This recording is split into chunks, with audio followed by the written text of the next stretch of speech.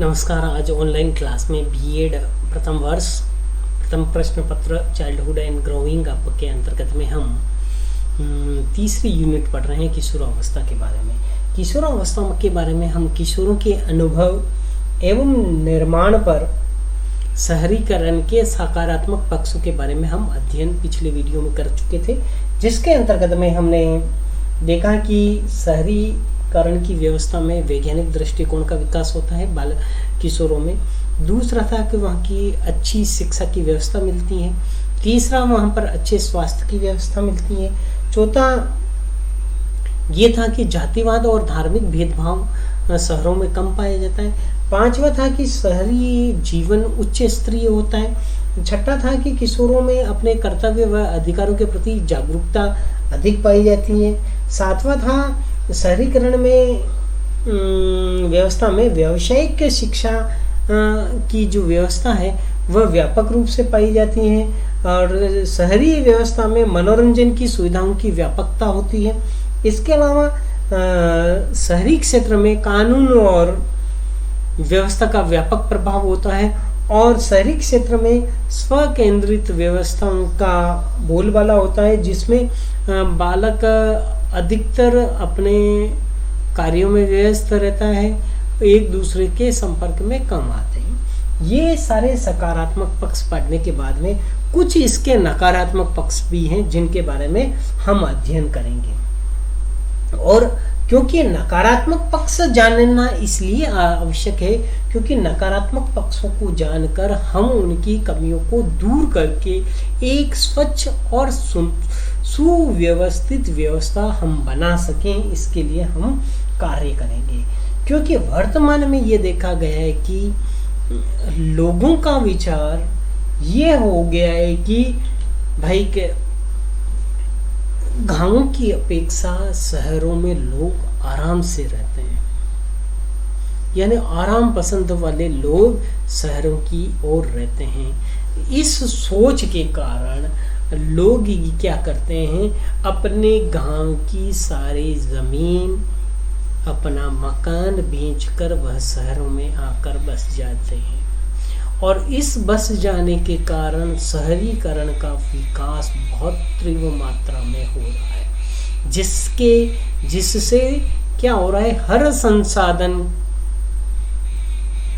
प्रत्येक संसाधन के उपयोग करने वालों की संख्या बढ़ गई है। संसाधन हमारे पास में सीमित हैं, लेकिन उनका उपयोग करने वाले बहुत अधिक हो गए हैं, जिससे क्या हो गया है, शहरीकरण में भीड़ तंत्र ने शहरीकरण का स्थान भीड़ तंत्र ने ले लिया है। दूसरा, गांवों में रोजगार की कमी के कारण व्यक्ति रोजगार के लिए शहर में आता है।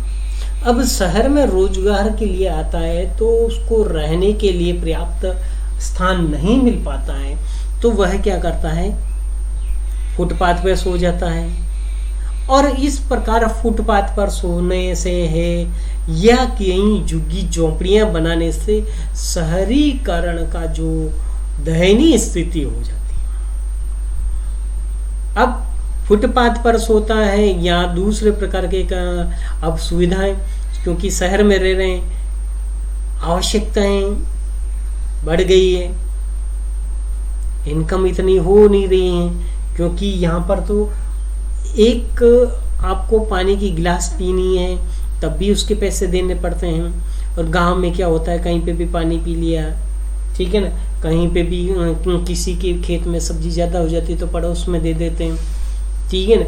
इसके अलावा खेत से सब्जियां आ जाती है, दूध मिल जाता है घर का और सारी चीज़ें मिल जाती है, जबकि शहर में हर एक चीज़ आपको क्या अपने बलबूते पे खरीदनी पड़ती है। तो धीरे धीरे क्या हो जाता है, अब व्यक्ति की आवश्यकताएं बढ़ती है। अब व्यक्ति की आवश्यकताएं बढ़ेगी तो वह क्या करेगा, अनैतिक तरीके अपनाएगा, कहीं चोरी करेगा, डकैती डालेगा, यानी आपराधिक प्रवृत्तियों की तरफ ज़्यादा बढ़ेगा। अब आपराधिक प्रवृत्तियों की तरफ जब वह बढ़ेगा तो शहर में इस प्रकार के लोगों की संख्या धीरे धीरे बढ़ती जाएगी। तो क्या होगा, इसका नकारात्मक पहलू ये होगा कि धीरे धीरे अपराध और अनैतिकता धीरे धीरे अपना व्यापक रूप ले ले। फिर हमारे यहाँ संसाधनों के जैसे कि अब यहाँ विद्यालयों में पढ़ने वालों के लिए 100 सीटें निर्धारित हैं। अब 100 एडमिशन के अलावा मैं भी अपने बच्चों को गांव से यहाँ लेके आया हूँ, घर छोड़ के यहाँ आए। ठीक है भाई, इस स्कूल में नहीं होता है तो दूसरे स्कूल में, दूसरे में नहीं है तो तीसरे स्कूल में। फिर हम क्या करेंगे और डोनेशन की बात करेंगे। इस प्रकार गलत भ्रष्टाचार की जो प्रवृत्ति का विकास हो जाता है, ये शिक्षा व्यवस्था में बहुत अधिक हो रहा है। इसके साथ में ही धीरे धीरे स्वास्थ्य संबंधी सुविधाओं की भी कमी हो जाती है, क्योंकि जिस प्रकार अभी आपने अपने कोरोना काल में देखा था कि अस्पतालों में ऑक्सीजन की कमी या बेड की कमी देखी है, ऑक्सीजन की कमी देखी है, मेडिसिन की कमी देखी है।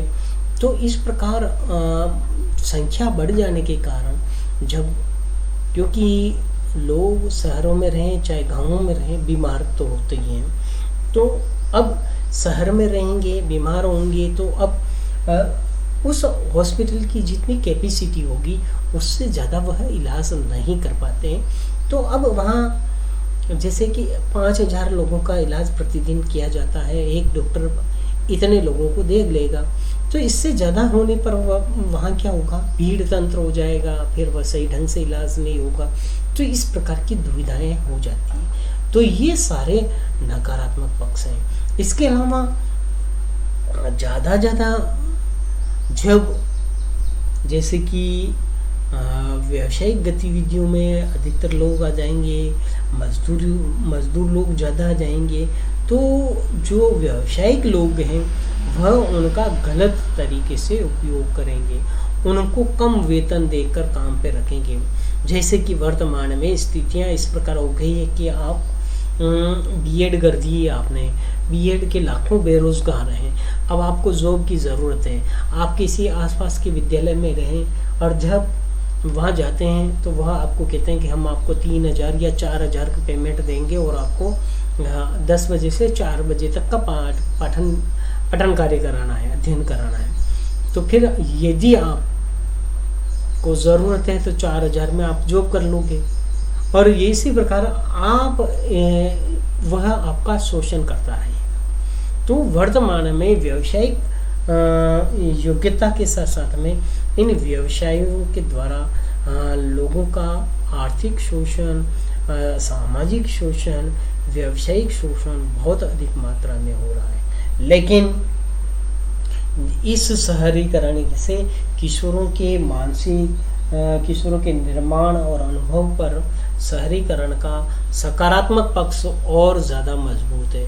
नकारात्मक बातों को हम चाहें तो दूर कर, उसको व्यापक रूप से शहरीकरण को हम अच्छा बना सकते हैं। तो आज हमने शहरीकरण के नकारात्मक पक्ष के बारे में पढ़ा है, लेकिन निष्कर्ष यह निकलता है कि किशोरों के अनुभव और निर्माण पर शहरीकरण का सकारात्मक पक्ष ज़्यादा प्रभावी है, और हम उस पक्ष में ही कार्य करते हैं। और इसकी के साथ में कुछ जो नकारात्मक पक्ष बताए गए हैं उनको भी दूर किया जा सकता है।